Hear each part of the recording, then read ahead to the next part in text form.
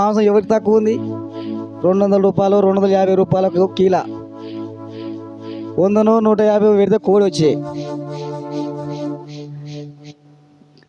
ఈ పరిస్థితుల్లో ఉన్న వాళ్ళని చూస్తే పోకపోతే సిగ్గుపోతుంది, అవమానం జరుగుతుంది అన్నట్టు. అదొకటి మేలు. రెండో విషయం ఏంటంటే, ఒకటేమో తిననీకే పోతారు, రెండో విషయం ఏమో ఏమనుకుంటారో వీళ్ళు, దేవుడు ఏమనుకుంటారు అనేది ఆలోచన చేయరు. దేవుడు ఏమని అనుకొని మా చుట్టాలు, మా బంధువులు, మా స్నేహితులు, మా మామలు, మా అత్తలు, మా అమ్మ నాన్నలు వీళ్ళు ఏం చేయాలంటే బాధపడకూడదు. వాళ్ళను బాధ పెట్టకుండా మనం ఏం చేయాలంటే పోవాలి.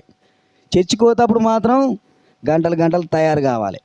దావతుల గంటలకు 5 నిమిషాలు రెడీ అయిపోయి మళ్ళీ ఎవరైనా అడ్డగిచ్చి ఆపుతారేమో అనుకొని వాళ్ళు